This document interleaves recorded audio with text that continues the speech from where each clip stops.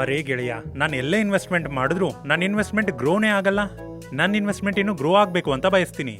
ನಿನಗೆ ಗ್ರೋತೇ ಬೇಕು ಅಂದ್ರೆ you can try ICICI prudential equity savings fund.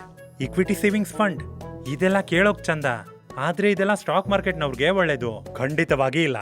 ಈ ಯೋಜನೆ ಫಿಕ್ಸ್ಡ್ ಇನ್ಕಮ್ ಸೆಕ್ಯೂರಿಟಿ, ಆರ್ಬಿಟೇಜ್ ಮತ್ತು ಇತರ ಡೆರಿವೇಟಿವ್ ಸ್ಟ್ರಾಟಜಿಗಳ ಹೂಡಿಕೆಗಳ ಮೂಲಕ ನಿಯಮಿತ ಆದಾಯವನ್ನ ಗಳಿಸಲು ಪ್ರಯತ್ನ ಮಾಡುತ್ತೆ. ಇದು ನಿಮ್ಮ ಪೋರ್ಟ್ಫೋಲಿಯೋ ಬೇಟಾ ಲೋ ಮಾಡುತ್ತೆ, ಅಂದ್ರೆ ಕಡಿಮೆ ವೊಲಾಟಿಲಿಟಿ. ಇದು ನಿಮಗೆ ದೀರ್ಘಾವಧಿಯಲ್ಲಿ ತುಲನಾತ್ಮಕವಾಗಿ ಸ್ಥಿರವಾದ ರಿಟರ್ನ್ಸ್ ಮತ್ತು ಕ್ಯಾಪಿಟಲ್ ಅಪ್ರಿಸಿಯೇಷನ್ ಕೂಡ ನೀಡುತ್ತದೆ. ವಾ ಗೆಳೆಯ, ಕ್ಯಾಪಿಟಲ್ ಅಪ್ರಿಸಿಯೇಷನ್ ಹಾಗೂ ಗ್ರೋತ್ ಎರಡೂನಾ? ಆದ್ರೆ ರಿಸ್ಕ್ ಬಗ್ಗೆ ಏನು? ಸ್ವಲ್ಪ ರಿಸ್ಕ್ ಇದೆ, ಆದ್ರೆ ಇದು ಈಕ್ವಿಟಿ ಸಾಲ ಆರ್ಬಿಟ್ರೇಜ್ನ ಮಿಶ್ರಣವಾಗಿರುವುದರಿಂದ ವಿಷಯಗಳನ್ನ ಸಮತೋಲನವಾಗಿಸೋಕೆ ಸಹಾಯ ಮಾಡುತ್ತೆ. ಈ ಆರ್ಬಿಟ್ರಾಜ್ ಅಂದ್ರೆ ಏನು? ಕೆಲವು ಸಾರಿ ಸಿಮಿಲರ್ ಆಸೆಟ್ ನ ಪ್ರೈಸ್ ಬೇರೆ ಮಾರ್ಕೆಟ್, ಬೇರೆ ಸ್ಟಾಕ್ ಎಕ್ಸ್ಚೇಂಜ್ ನಲ್ಲಿ ಬೇರೆ ಇರುತ್ತೆ. ಯಾರಾದ್ರೂ ಅಂತ ಆಸೆಟ್ ನ ಕಡಿಮೆ ಬೆಲೆಗೆ ಖರೀದಿ ಮಾಡಿದಾಗ ಅದನ್ನ ಬೇರೆ ಮಾರ್ಕೆಟ್ ಅಲ್ಲಿ ಹೆಚ್ಚಿನ ಬೆಲೆಗೆ ಮಾರಾಟ ಮಾಡಿದಾಗ ಅದನ್ನ ಆರ್ಬಿಟ್ರಾಜ್ ಅಂತಾರೆ. ಇದು ಸರಿಯಾಗಿದೆ, ಎಕ್ಸಾಕ್ಟ್ಲಿ. ಜೊತೆಗೆ ಇದು low to moderate risk fund.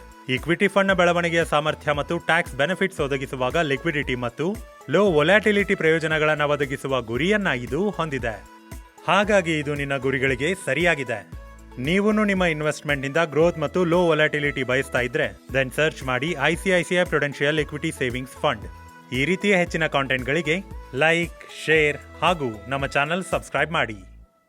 Mutual fund ಹೂಡಿಕೆಗಳು ಮಾರುಕಟ್ಟೆ ಅಪಾಯಗಳಿಗೆ ಒಳಪಟ್ಟಿರುತ್ತವೆ. ಎಲ್ಲಾ ಯೋಜನೆ ಸಂಬಂಧಿತ ದಾಖಲೆಗಳನ್ನು ಎಚ್ಚರಿಕೆಯಿಂದ ಓದಿ.